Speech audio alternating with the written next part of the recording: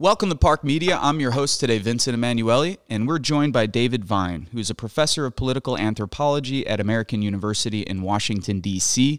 David's newest book, The United States of War, A Global History of America's Endless Conflicts from Columbus to the Islamic State, was recently published by the University of California Press. The United States of War is the third in a trilogy of books about war and peace. The other books in the trilogy are Base Nation, How U.S. Military Bases Abroad Harm America and the World, and Island of Shame, The Secret History of the U.S. Military Base on Diego Garcia. David, thanks for joining us. Oh, thank you so much for having me, Vincent. And thank you for your work, man. This is, as an anti-war veteran and living in the U.S., it seems that one of the biggest issues of our time that we don't talk enough about is U.S. empire and U.S. militarism. So any activist, organizer, scholar, author, journalist who covers this issue, I give you a tremendous amount of respect, because outside of climate change and a few other issues, it's probably one of the darkest issues to constantly revisit and research. So thank you. Well, it's an honor to get to speak to you about the book, and you in particular, given the work you've been doing. Well, thank you. On the issue. Let's start just very simple. This is the third in a trilogy, and why don't we start with just a very basic question, sort of how many military bases do we have today? What does the landscape of U.S. military bases look like in 2020? Yeah, right now there are around 800 U.S. military base sites outside the 50 states and Washington, D.C., and they're located in around 80 countries and colonies, territories. And this is, by all accounts, the largest collection of foreign military bases, extraterritorial military bases, bases beyond U.S. borders, the largest collection in world history, larger than any empire, nation, or people prior. And, you know, I didn't think much about U.S. military bases abroad. I think, you know, you surely were much more intimately acquainted than I and other members of the military and people who have members of the military in their family. But as someone who was never in the military and didn't have a close relative who was, I didn't think much about bases until I got a very lucky phone call about 19 years ago, actually about a month to the day before the attacks of 9/11, from some lawyers who were representing a group of exiled people. These are the people are called the Tragosians. They once lived on the island of Diego Garcia, which is a very isolated island in the middle of the Indian Ocean, where the U.S. has a very large Air Force and Navy base. And this base only exists because the Tragosians were forced from their homes, forced from their homeland on Diego Garcia and the surrounding Chagos Islands. And they were deported about 1,200 miles away. This all took place in the late 1960s and 1970s. And I got this lucky phone call asking me to do some research studying the effects of the expulsion on the Chagosians' lives. And this, in addition to opening my eyes to this really, you know, horrific and deeply sad, to say the least, story of what, you know, befell the Tragosians, it also made me start thinking about, wait, why do we have a military base in the middle of the Indian Ocean? How is this protecting the United States? Is this protecting the United States? What effects are all these bases? You know, I started to realize there were hundreds of bases around the world the U.S. was maintaining on a permanent basis. What effects are they having on local people, on peace and security more broadly, on people in the United States, on the finances of the United States? So it led first to my book, Island of Shame, which focused on Diego Garcia, but in the context of this larger collection of hundreds of military bases, which then led to my second book, which focused pretty explicitly on the whole collection of bases. Base Nation is the name of that book, and really took on the larger questions of why these bases exist, why they've been maintained for so long, which then led me to this current book, which looks at the larger system of war. So in some ways, the trilogy sort of builds up from a micro singular case to the global. What year was your first book published, David? That was 2009. So 2009. So you, as you're studying and researching and writing that, and you're learning about what happened in Diego Garcia, the U.S. has launched both wars in Iraq and Afghanistan. We're in the midst of the global war on terror. How are your politics sort of changing at that time? I mean, I'm interested in the sort of evolution you go from receiving that phone call to then 8 years of research in the midst of two of the longest wars in U.S. history. Well, one of the longest. Yeah, it's a great question. I found myself I was pleased at many levels to have received that phone call. But after the attacks of 9/11, I felt quite glad that I was working on an issue related to U.S. military policy and related to U.S. wars. I, prior to that, had been focused on gentrification in Brooklyn, actually, and the displacement associated with gentrification.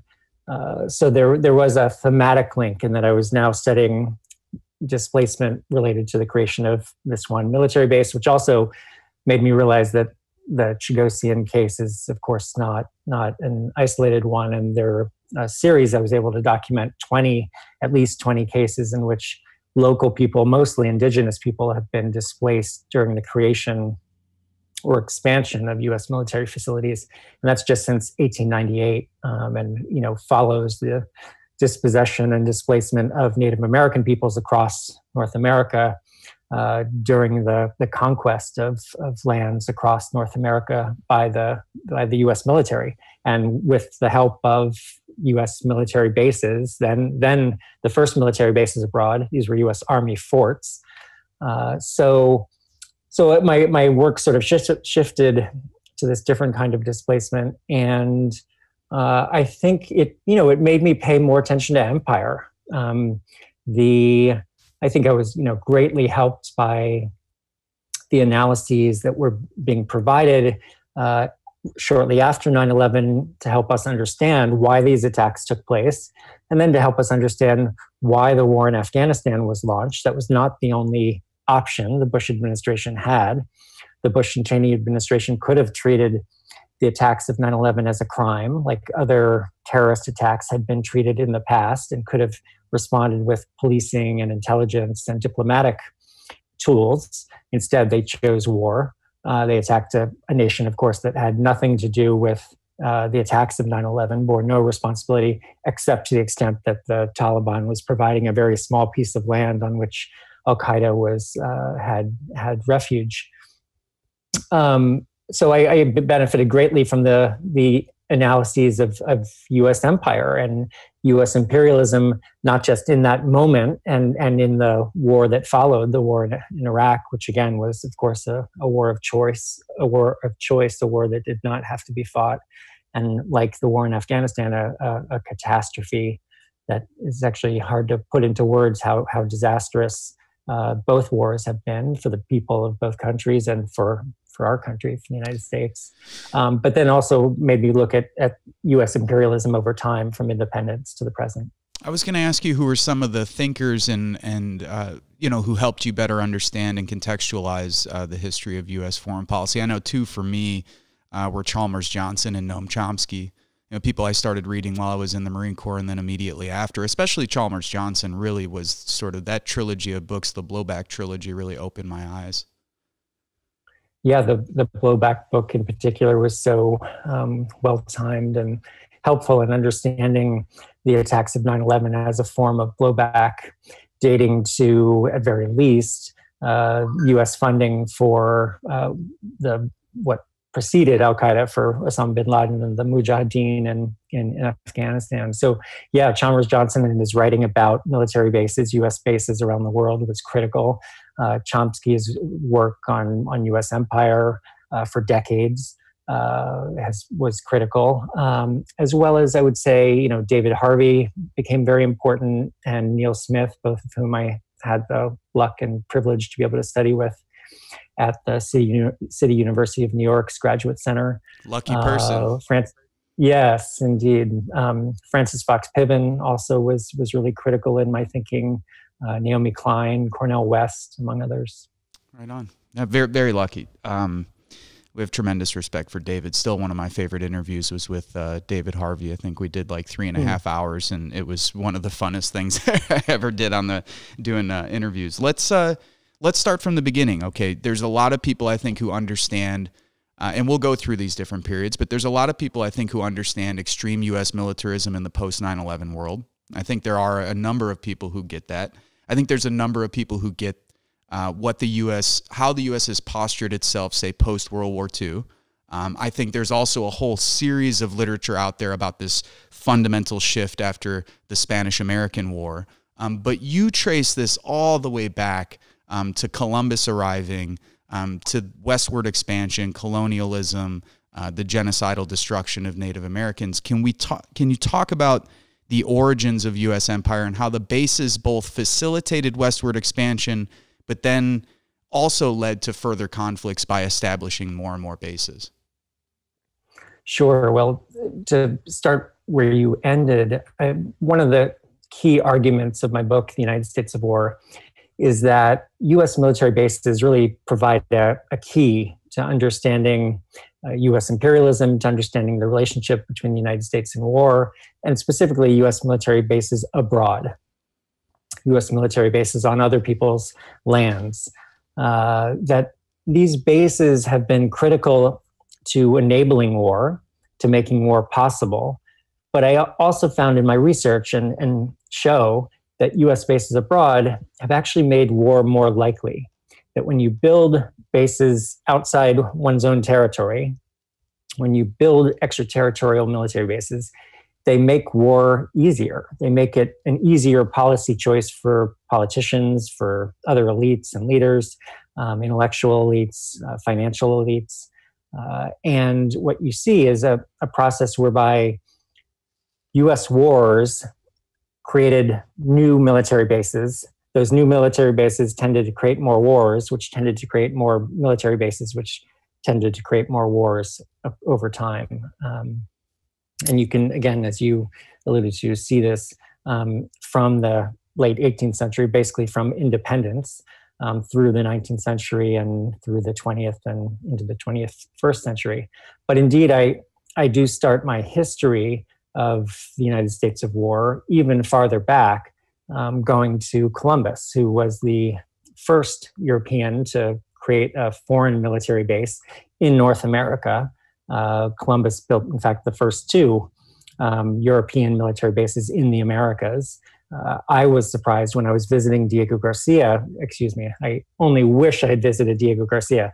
I, in fact, wrote a book about an island I could not see, a military base I could not see, because all civilians are barred from going to Diego Garcia, as I'm sure you know. I was far easier to visit Guantanamo Bay. I was able to visit the prison there. I was able to visit the base, which is much larger than the prison itself. The prison takes up a very small part of a base that's about the size of Washington, D.C. And when I was there, I was surprised to learn that Columbus had arrived at Guantanamo Bay on his second voyage to the Americas in 1494.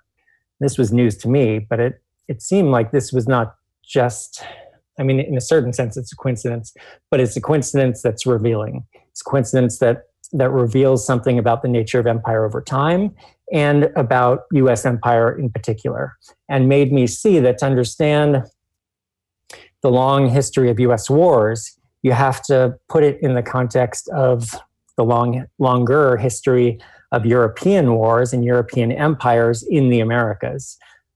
So I traced that the sort of the prehistory of U.S. war and U.S. empire to the European empires, the Spanish, Portuguese, Dutch, French, British empires, and show how the U.S. empire doesn't just emerge out of those prior empires, and especially the British Empire, of course, but you see U.S. leaders during and shortly after the push for independence explicitly modeling the United States after the European empires.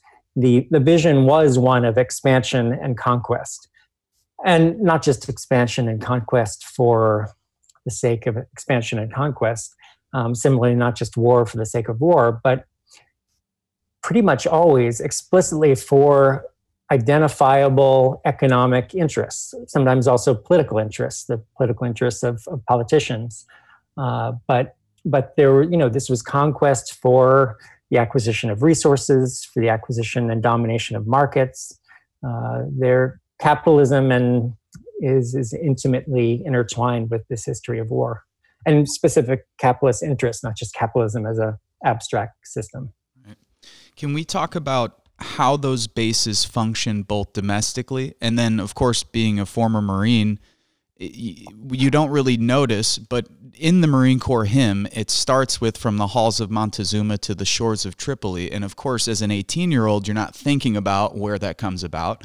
But while we're domestically expanding westward, while we're displacing indigenous peoples, we're also halfway around the world in Northern Africa. Yeah. Sorry, I caught you mid-drink. No, it's all good. And by the way, this is coffee, not Guinness or something. That's okay. When we interviewed Peter, he had a glass of red wine, so don't worry about it. On the West Coast, a little early for red wine, but at least on a normal day. But that was another thing that surprised me in my research, really going back to my work on Diego Garcia and reading Chalmers Johnson. I realized that, often when people talk about U.S. empire, they do identify 1898 as the moment when the U.S. empire went global, when it expanded beyond North America. Indeed, that is the moment when the United States acquires colonies outside of North America. Puerto Rico, of course, the Philippines, Guam, de facto Cuba. The U.S. dominated Cuba for much of the 20th century, or the first half of the 20th century, as a kind of de facto colony, and took Guantanamo Bay in particular as a colony, still held to this day, despite the interests of the Cuban government and its people to have the land back. But I found that the U.S. military was all over the world from very early in U.S. history. It was establishing bases, much smaller than some of the largest bases today, but specifically naval bases, leasehold bases, at strategic points, strategic markets around the world. From indeed the Middle East, the U.S. history in the Middle East goes back much further, the Mediterranean, the coast of Africa, South America, just to give people a sense of how global it was. Yeah. And again, this is from early in the 19th century. Now, I don't know because I haven't read the book, but do you sort of address any of the doctrines that pop up throughout time? And do you think that is an important aspect to sort of examine in U.S. foreign policy? So you have the Monroe Doctrine, the Carter Doctrine, so on and so forth. I mean, are those important moments or periods of history to visit, that sort of policy side of things on the political end? They are, for a few reasons. I think because they, especially the doctrines that are sort of taken up by others, come to take on a power of their own. The Monroe Doctrine in some ways wasn't all that significant when it was enunciated in the Monroe administration. It was sort of, telling the European powers to keep your hands off the Americas. And largely the Europeans ignored the Monroe Doctrine. But over time, it was invoked by U.S. leaders. And then over time, it took on more power and became a justification for doing things in the Americas. So it took on a power all its own, I would say. And then, the Roosevelt corollary to the Monroe Doctrine actually was an even stronger enunciation of U.S. power and kind of threat, not just to the European powers, but to all the nations of the Americas. And basically saying, we're going to intervene, which is sort of polite way to say we're going to invade your country with our military if you don't play by our rules. And indeed, that's exactly what the U.S. government, the U.S. military did through the first two and a half decades of the 20th century. A near constant stream of invasions of Central American and South American nations, Mexico as well, and long-term occupations of many of these nations. It seems that the Spanish-American War, 1898, that one of the significant differences, as you mentioned, is all the acquisition of colonies, but also, you note this, but it's something that Alfred McCoy has talked a lot about as well, the historian from University of Madison, or University of Wisconsin-Madison, and that is the interplay between the techniques and methods used abroad to maintain empire, then coming home and being used, those same counterinsurgency techniques domestically to put down workers, indigenous people, and so on.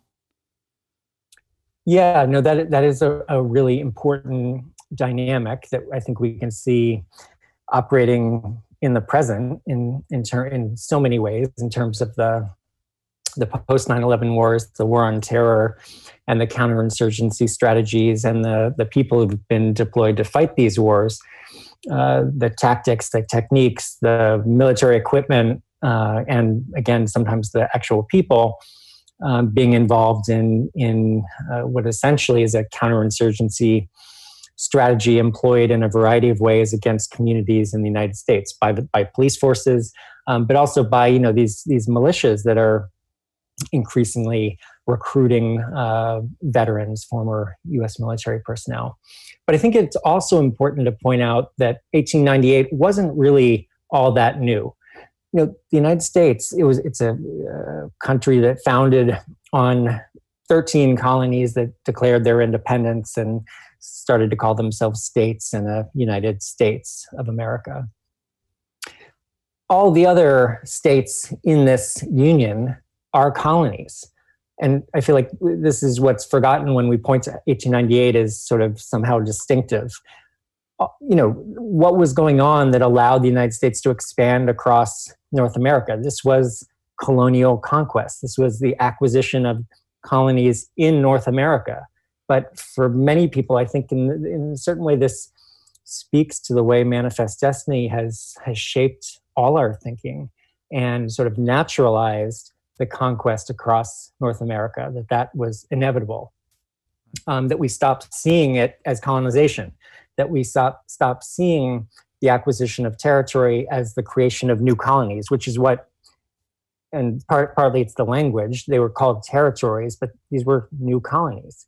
It's easier to see when we look at discrete islands outside North America.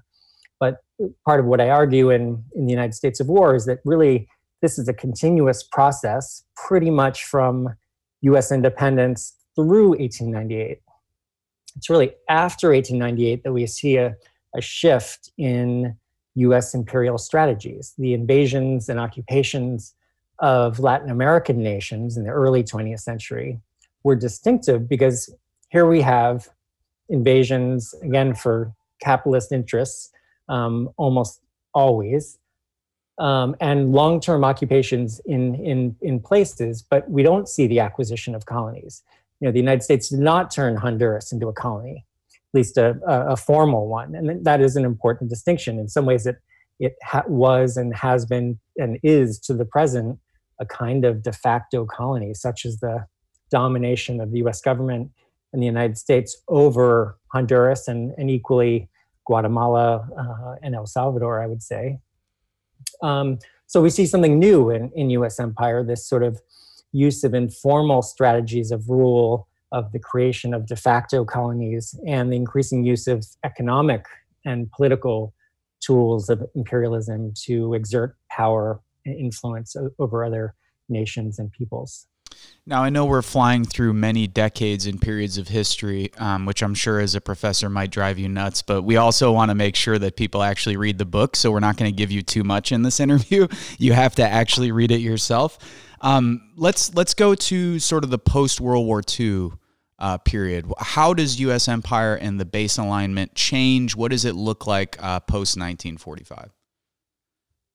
Sure. So the U.S. acquires a relatively small number of bases outside of North America through the middle of the 20th century, really up until World War II. It's during World War II that the United States government acquires and builds what is by far the largest collection of foreign bases in world history.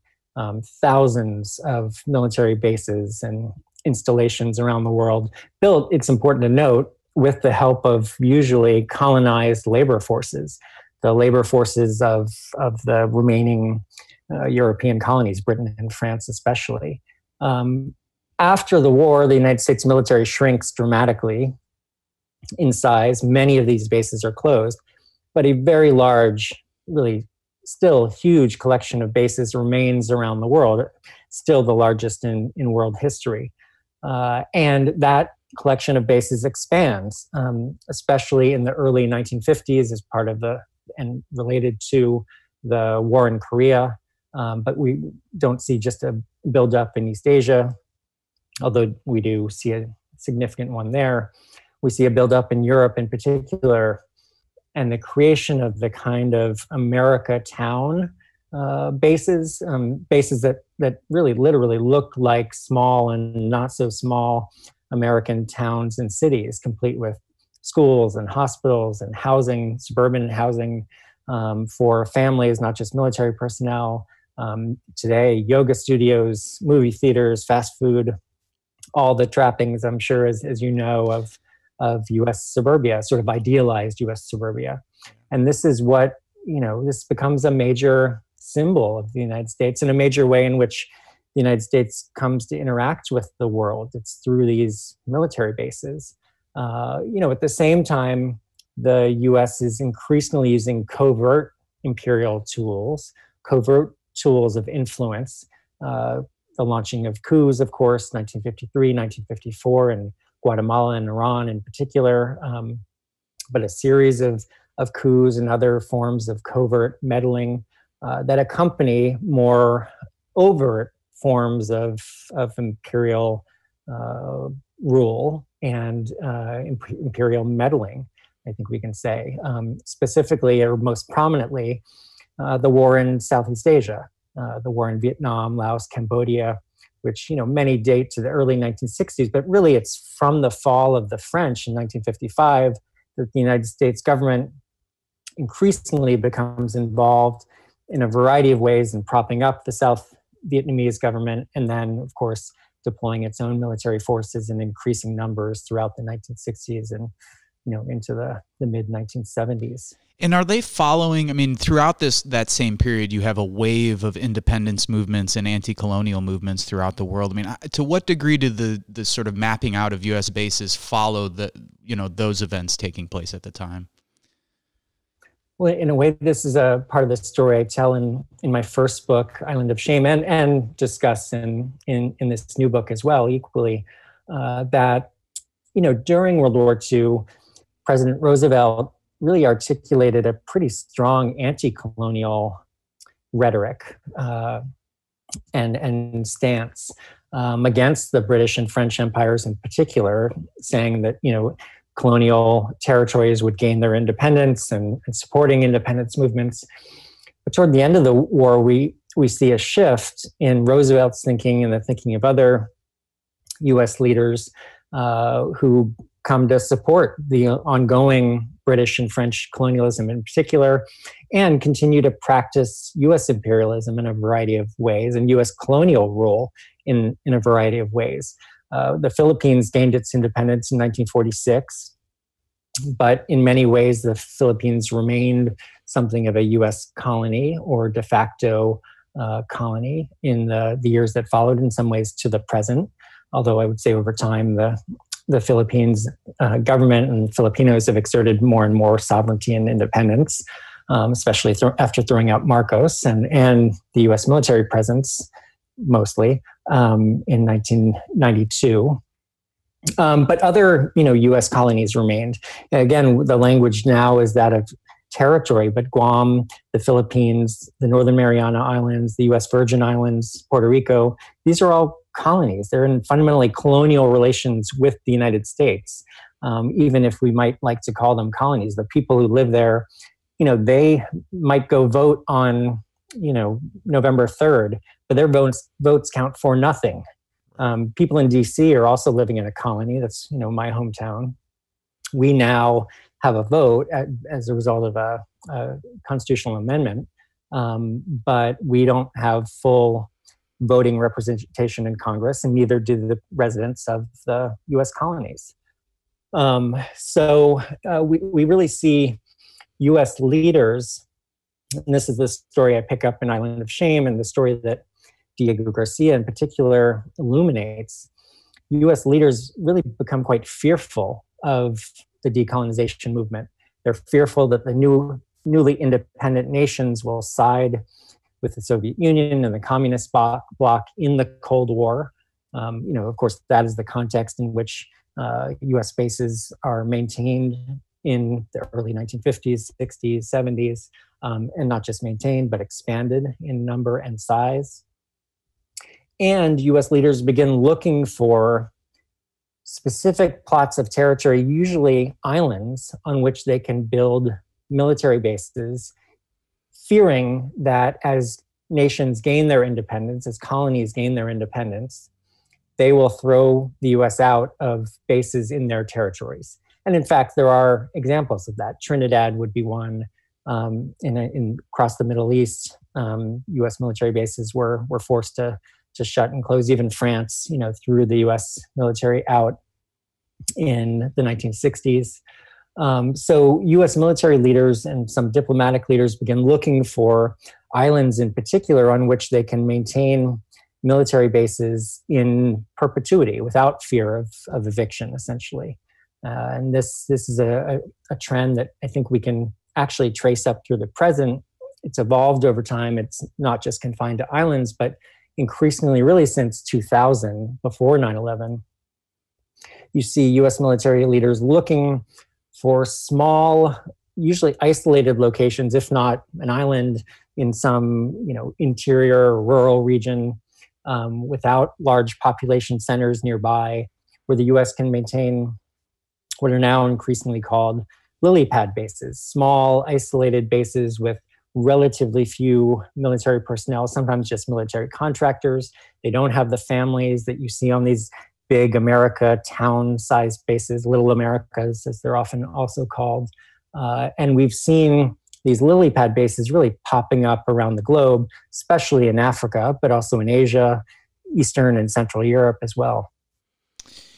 Let's go through the period before 9/11. I'm interested where you would sort of trace back, or if you could trace back, where we can see a buildup of U.S. military bases in, say, the Persian Gulf, Western Asia, otherwise referred to as the Middle East, and so on. I'm wondering if there's, obviously before 2000, I'm thinking here of someone's work like Michael T. Clare, other people who have really traced this last 40 or 50 years of U.S. militarism in that region. Sure. Well, I think it does go to World War II. And one of the stories I tell in the United States of War is at the end of World War II, the U.S. military had plans to build a base in Dhahran, Saudi Arabia. And U.S. military leaders realized that the base actually wasn't needed anymore after Germany surrendered. It wasn't needed to fight in Europe. It wasn't needed to fight what remained of the war in Asia. But it was quite telling when U.S. military leaders and some State Department leaders advocated for and were successful in their advocacy, building the base anyway. And why did they do that? Because of its proximity to U.S. oil supplies and U.S. oil companies that had prospecting operations and had begun to extract oil and natural gas increasingly over time from the region. So we can see the intersection of U.S. military policy and these economic interests dating to World War II. The U.S. maintains bases in the region for the first decade or decade and a half after World War II. But it's really, and then gets thrown out of most of them in large part because of the Arab-Israeli conflict. But it's 1979, and you asked about doctrines. The Carter Doctrine really has become U.S. policy to the present, which is sort of ironic given, President Carter's reputation, in many ways deserved as being an advocate for human rights. And, certainly he wasn't the militarist that President Reagan proved afterwards, but he really starts the buildup of military forces and military bases in the Persian Gulf, what we tend to refer to as the Greater Middle East, in 1979 as a response to the Soviet invasion of Afghanistan and the Iranian Revolution. This buildup of bases and forces only accelerates under President Reagan. I would just say a quick aside that the creation of the military base on Diego Garcia in the Indian Ocean, while it is relatively far from the Middle East, U.S. leaders had in mind its ability to strike locations in the Middle East. So we can think of it as another early step, but it's really through the 1980s that we see this very significant buildup of bases. And then we see their use in a variety of ways through the 80s with Iran in particular. But it's in 1991 and the first U.S. Gulf War, the first war against Iraq, that all the bases that have been built up in the Middle East, including Diego Garcia, are used extensively to launch this war. And then what is quite telling is that, again, once the war is done, it was finished very quickly, although with the thousands dead and injured Iraqis, we see this collection and infrastructure of bases remain in place. They didn't shut down, despite the original justification for the bases was the Cold War and the Soviet Union, the Soviet invasion of Afghanistan. There was no Soviet Union in 1991. Soviets had left Afghanistan, and yet the bases remained. And what were the bases for? They were to protect oil supplies. The Carter Doctrine said that the U.S. would use any means necessary to protect any threat to U.S. and Western oil supplies. And that remained the policy, despite the disappearance of the Soviet Union and the end of the Cold War. And this is, one of the examples where we can see U.S. bases abroad enabling war, which then leads to the creation of more bases, which then leads to more war, which then leads to the more creation of more bases and war onward. Because, of course, how did the U.S. fight the wars in Afghanistan and Iraq? This very large infrastructure of military bases in the greater Middle East made it all too easy for U.S. military leaders to choose war in those moments, I would argue. And once you're there, for instance, during our second deployment, we were stationed in Al-Qaim, in Al Anbar province on the border of Syria, right on the Euphrates River. And we overtook a railroad station that we eventually constructed a $12.9 million chow hall that had lobster and soft serve ice cream and flat screen TVs and all the rest. That's not really the main point I made, but just to, sort of touch on my personal experience with it. But it also seems that once the bases are there, once you open up these conflicts, once you occupy and begin this level of militarism, that then there's also, it seems to be, geographical concerns. So once we were in Iraq, it wasn't too long before people started to immediately talk about Syria. Not because of the political situation internally in Syria, of course, then exploding in 2011, 2012, 2013, and beyond that, but because of its geographical proximity to our existing operations. So we have soldiers and insurgents coming across the border. We need to be able to move into Syria. And I will say that there were, actions, there were missions taking place that were crossing into the Syrian border. Sergio raises his hand. He was on one well before any of that was known, official, whatever it may be. And that reminds me, of course, of Laos and Cambodia. Seems to me to be a very similar situation, that once you're there, then as the military generals are sitting there, they're thinking to themselves, okay, because how they look at the world. They're looking at these maps and they're going, if we're getting resistance from here, then the best case would be to surround this area, to go into this area. They're just looking at these areas as like, I don't know how you would even put it, but it's like just for them like a map of battle, and it doesn't matter if there's borders in the way or not. It's like if that's where the threat is, then we need to go there and deal with it regardless of international law, whatever the official policy is. Yeah, the bases in a sense create new missions for themselves. Yeah. The bases don't literally create new missions for themselves, but U.S. military leaders and some other elites create new missions based on being in new places. They start to see new missions, and which become justifications for maintaining and frequently expanding the size of bases.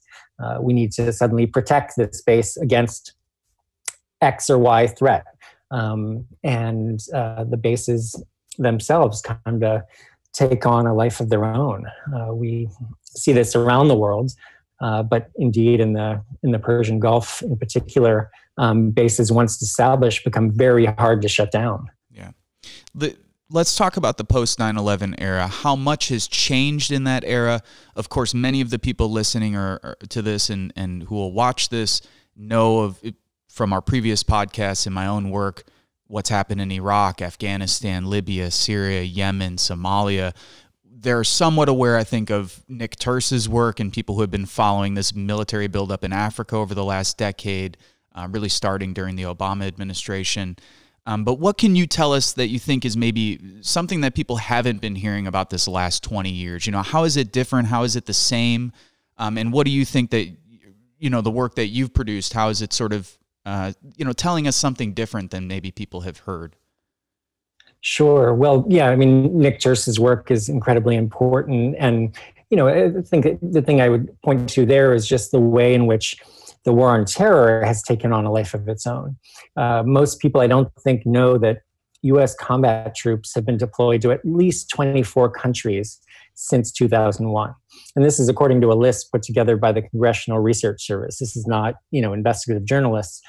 So that's a minimum, because I think, as your example from, being deployed to Iraq, but ending up in Syria shows, I think it's pretty clear U.S. combat troops have ended up in other countries as well. So the presence of combat troops around the world and conflicts around the world, the construction of increasingly large numbers of lily pad bases, as I alluded to before.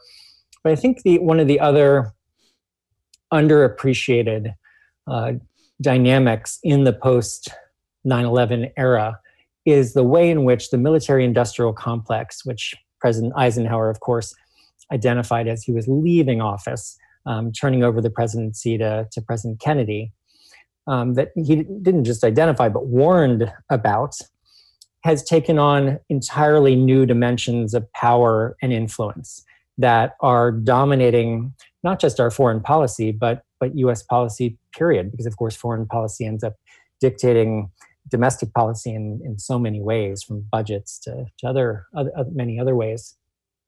But, the size of the military budgets just dramatically expanded. War budgets plus baseline military budgets reached the heights that had only been seen in U.S. history during the heights of the Cold War, when the U.S. was facing off against another empire, the Soviet Empire, and another, hugely armed, nuclear-armed adversary.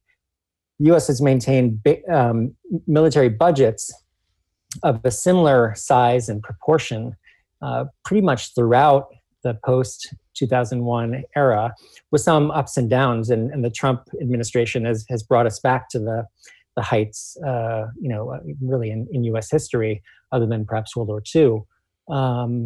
And where has this money gone? I mean, it's gone to a lot of places. It's paid for military personnel and the benefits that are associated with them, but it's gone to the hands and coffers and bank accounts of military contractors to the tune of tens of billions of dollars. And, this has, building on the growing power of the military-industrial complex since World War II, has meant that the military-industrial complex is embedded, I would say, in our society, in our political system, in our economic system, in ways that are underappreciated and that are going to be incredibly difficult to uproot, but that, in my mind, we urgently need to uproot, such as the power of the military contractors, the weapons manufacturers, coupled with the power of members of Congress, coupled with the power of the Pentagon itself. One example is that, like bases looking for new missions, I think, ultimately weapons manufacturers and the military itself is looking for new wars. And this is truly frightening, especially because of the talk of a war with China. I think many in the military itself, many in, the sort of foreign policy think tank, mainstream military policy elite world are considering a war between the United States and China as inevitable. And, this is beyond frightening that people could conceive of a war between these two nuclear-armed powers and conceive of such a war not getting completely out of control and leading to the deaths of literally tens of millions of people, leading to death, on a scale not seen probably in human history, quite possibly. So I also think one of the urgent needs for people concerned about these trends, concerned about the history of U.S. war, is that we urgently must, at all costs, stop a war between the United States and China and stop U.S. leaders from inflating the threat of China, which is making war with China all the more likely. But the last thing I'd say on this is, Trump, sort of like a stop clock. I've been saying this for a while. It's like a stop clock. He's, I think I know what you're going to say. He's right on time. Yeah. A couple of weeks ago, he criticized the weapons manufacturers, saying that they love endless war. This is great for their bank accounts. They make billions of dollars on war. They're just looking for new wars. Of course, he was exactly right. Exactly right.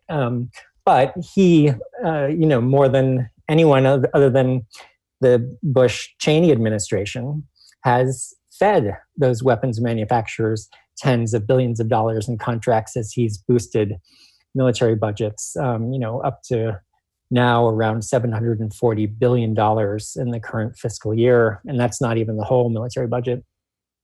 But we shouldn't actually let Democrats and Republicans in Congress off the hook, because this is, again, the power of the military-industrial complex. Mainstream, the vast majority, sadly, of the Democratic Party and almost all of the Republican Party, although not all, support these massive budgets. And, it's very difficult for members of Congress to oppose this kind of spending, because you're so easily portrayed as being, not in support of the troops or soft on defense, using that sort of gendered language that speaks to the way that gender and ideas of masculinity actually play into this war complex and permanent war system. Again, identifying parts of the problem that we need to uproot, or again, on an urgent basis, in my mind. No, that perhaps is a conversation for in another day, because I do see it intimately connected. In fact, when I talk about why I joined the military, I often bring up growing up in a culture of like hypermasculinity, Sylvester Stallone, Chuck Norris running around with guns, all that kind of shit. I wanted you to, I wanted you to talk a little bit about these contradictions within the Trump administration. So on the one hand, I've read the reports in terms of contract money. It seems in some places he's even increased drone strikes. On the other end, you get a narrative from the mainstream press, and this is where you're exactly correct, that there is no detaching U.S. foreign policy from U.S. domestic policy. The entire Trump administration has been bogged down in this, and I'm no defender of them. I mean, we need to get rid of them. I'm with strategically voting for Biden, as you know.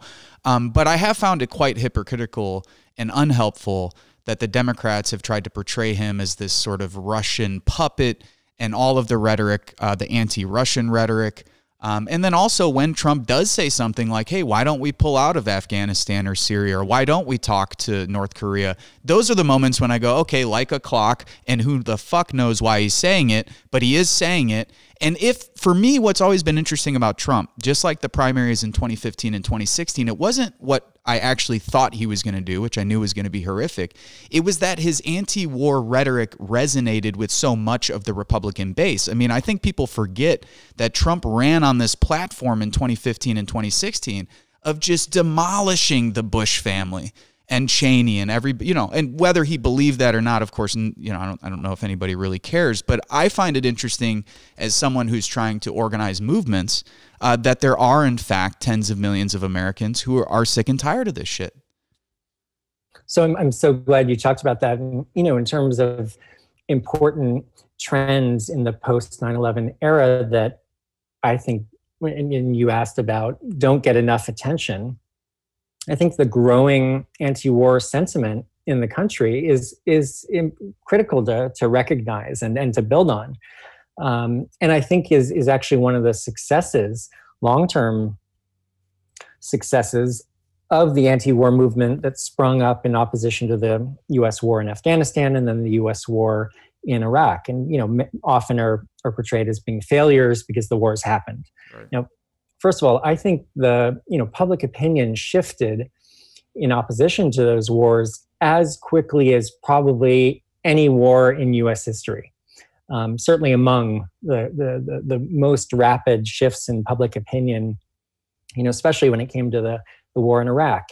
And I think growing out of that, you see since really 2006, 2007, 2008, it being impossible for U.S. leaders to contemplate or to propose a large-scale ground invasion of another country. Now, they have pursued more covert strategies, including drone strikes and the use of bases and special forces operators around the world.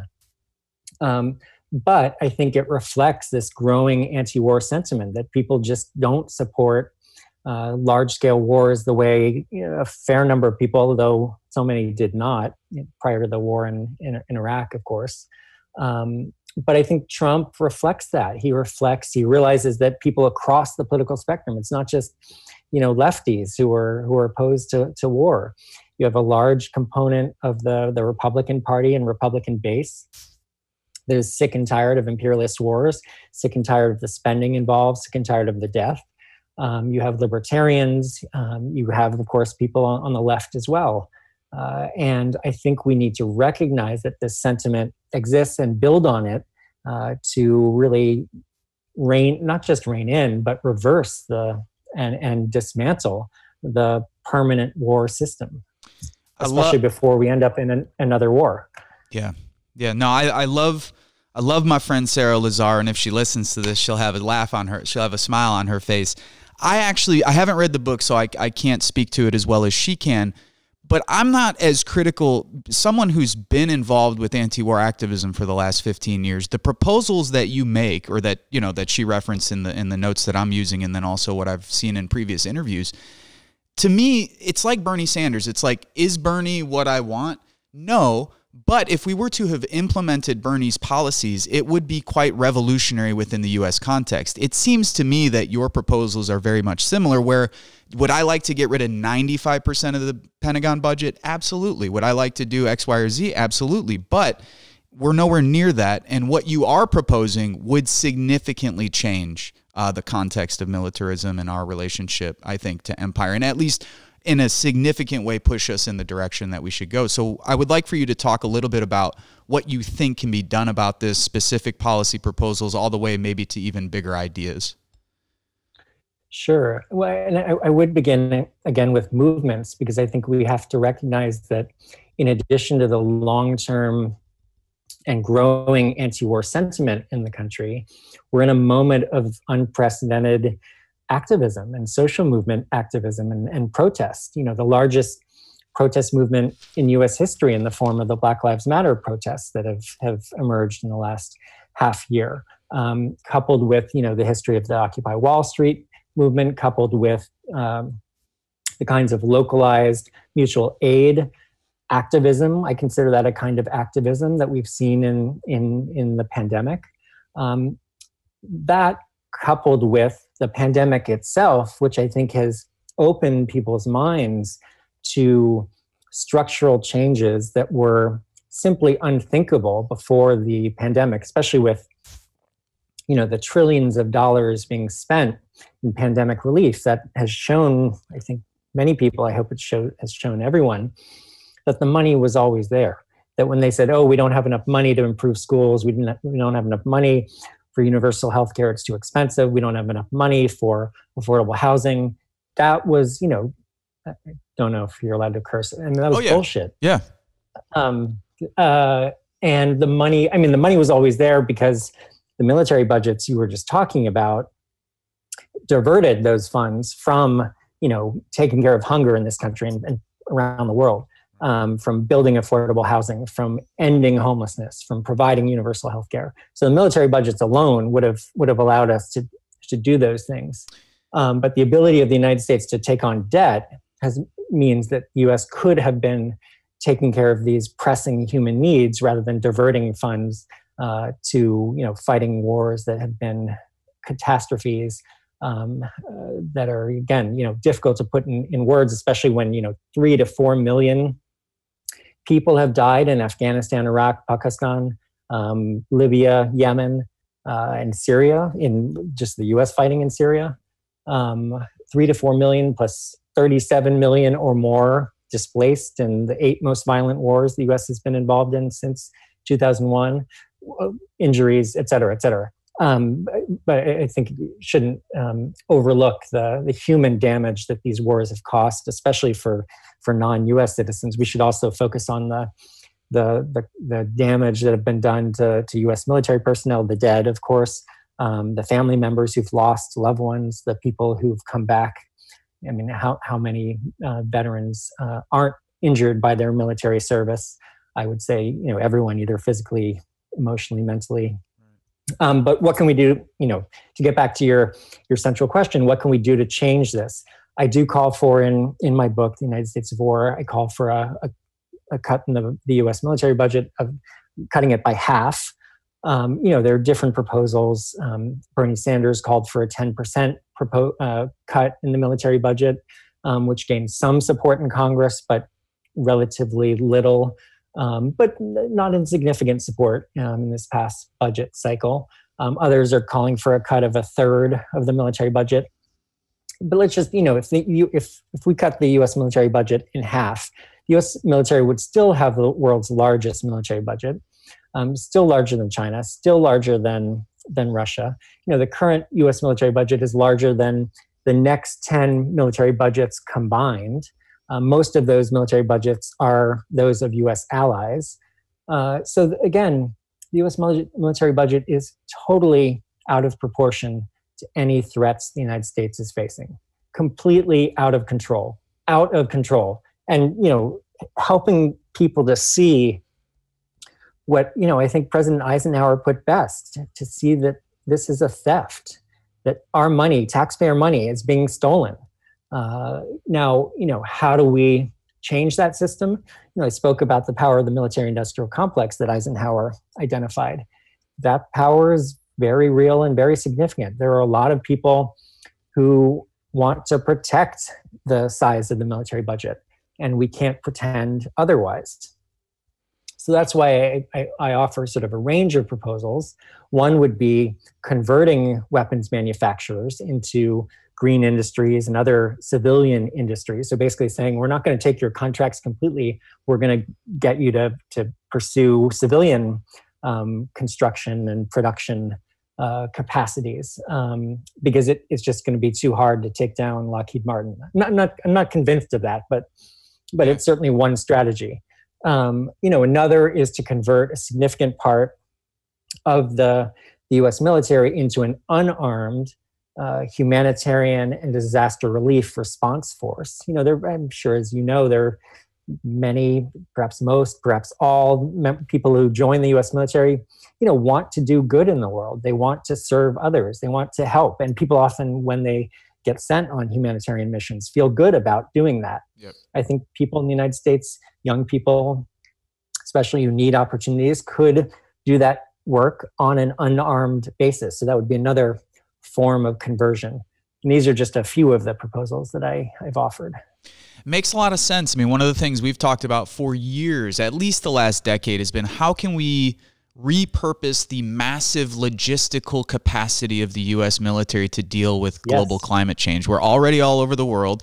That would also require different relationships diplomatically with our partners and people around the world, which would be a great thing. So, okay, the base is here. Do you want us? Obviously, they should have first say in that. If they democratically decide, we think there's a utility to having this base and creating a partnership with the United States to deal with climate change. Excellent. I mean, before this interview last night, I was going through some Pew Research numbers. It's interesting. I'm sure this is different in the global South and in other places, but I will say that it's interesting when I was looking at the opinion polls for support for bases in Germany. There's a big divide amongst older and younger Germans. So if you look at it, the polls kind of all over the place, and it seems like the majority, it's like very milquetoast on both sides. There are people who are very much against it, and the opinion polls show people who would very much want it. But there seems to be a big opening, say, with younger Germans They're 18 to 35 years old, where 60% of them are questioning, like, is this useful to have this here?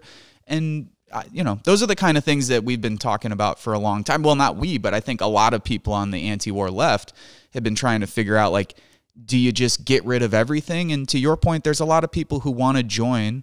How do I say this? My position has changed on this because when I joined the Marine Corps in 2002, there were a lot of guys that I joined with who were like, I joined to go kill towel heads, was quite literally the language that was used. I mean, after 9/11, it was this. Since then, however, I've met a lot of really thoughtful military personnel, veterans, members who are like, man, we live in a hyper-individualistic society. I just wanted to do something that was bigger than just doing something for myself. And I wanted to help. And I mean, how can you, okay, as we used to say in the Marine Corps, good intentions, bad judgment. So it's like, the intentions are there. Like there are a lot of younger people, and many of whom who are joining the military, who want to be a part of a collective project that's for our greater good. And if we can somehow transform how we think about the military and all of its equipment, all of its logistical capacities, and put that towards the greatest challenge of our time, which is dealing with climate change, it seems like not only the most reasonable thing to do, but also probably the best thing to do. Yeah, I think this idea for converting a significant part of the U.S. military into an unarmed humanitarian relief and disaster response force, I think I need to incorporate the Green New Deal into that and shifting the economy toward a green economy. Because I think indeed that's a challenge and a struggle that I think a lot of young people would want to be involved in. And just to underline this point a little bit more, when I saw there was that quasi documentary, it was really a PR, multi-part series on PBS that Mel Gibson did called Carrier. I don't know, probably about a decade ago, and it followed a Navy aircraft carrier around the world. And, you have 5, 6, 7,000 mostly young people, U.S. Navy personnel on this floating boat going around the world. And I thought, how else could these 7, 6, 5,000 mostly young people, what else could they be doing in the world? They could be doing so much good at home or around the world. So I think we have to think in terms of those possibilities and build on, as you said, the tremendous logistical capabilities of the U.S. military. I guess I would just say that, the book also calls for the closure of most U.S. military bases abroad.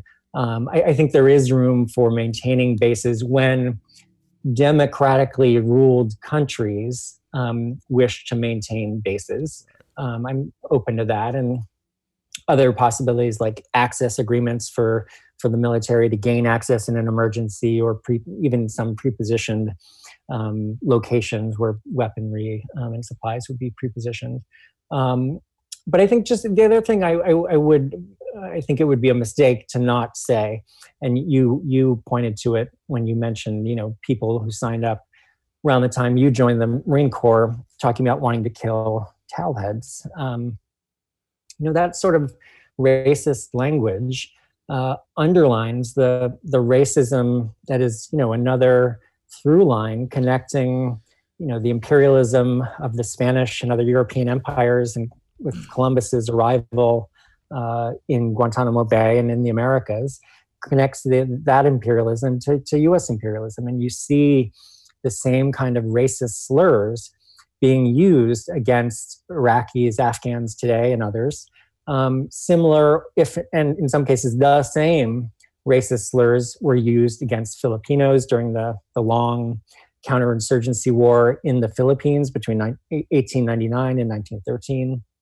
Similar language, of course, used against Native American peoples, and of course against African Americans. So, just lastly, to underline this, because I think racism hasn't come up enough in our conversation. There's a journalist who traveled around the world visiting U.S. military deployments in obscure and overlooked locations, and he found himself hearing again and again, "Welcome to Indian country." I don't know if that's a phrase you heard, but that's not a coincidence that today or in recent years, U.S. military personnel would be referring to the countries in which they're deployed as Indian country. Right. Shows the sort of long-term racism that shaped the system of war.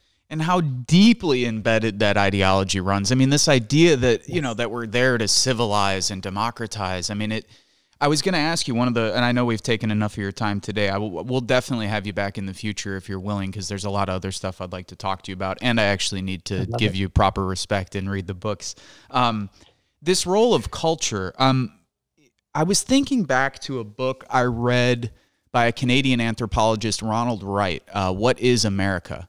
And he's talking about this sort of interplay between the Enlightenment tendencies and then the frontiersman culture, how this has played out over the last however many years in the United States. And it, much like U.S. foreign policy, much like dehumanization, racism, and so on, this continues to come up even today. I mean, in the midst of this election, in the midst of the massive waves of protests that we've seen over the last 6 months, we still see a lot of those divisions where there is a significant difference between living in Chicago and living 2 hours south of Chicago in rural Illinois.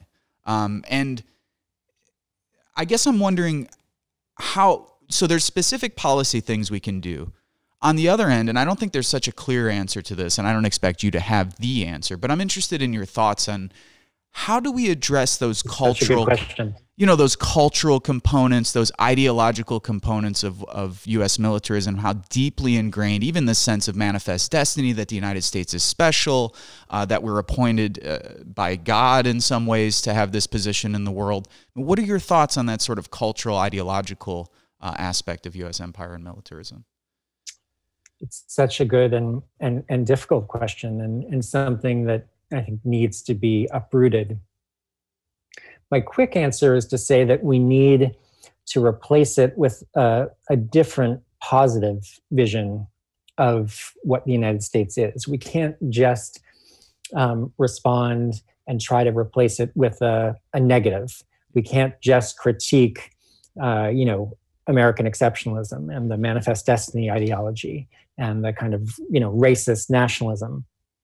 We need to critique all of that, but I think we also need a positive vision for what the United States can be, and for what especially young people can hold on to and see as part of their identity. I think, it is very difficult work, though, because it is so deeply embedded, from the prevalence of camouflage in our fashion to, the flyovers at football games. And, here I'm talking about the sort of the militarism that I think is deeply intertwined with the American exceptionalism and manifest destiny and racist nationalism. All of it needs to be uprooted. There's a group, dissenters, that is trying to organize young people on college campuses and elsewhere. And I think their central aim is to change sort of the common sense when it comes to militarism and war, to change young people's feelings about and consciousness about thinking about war and militarism and the intertwined issues of manifest destiny and the kind of racist nationalism we see. But it is going to require, I think, making visible the remnants of manifest destiny, for example, in our culture today. And again, I guess I would say that in my mind, this represents an unprecedented moment where we could shift that consciousness, shift that culture, shift that common sense because of the pandemic, but probably even more because of the Black Lives Matter protests, that they have enabled people to question givens, things that many people have taken for granted in U.S. society, like the police. I think it allows us to question larger ideological constructs, larger cultural givens.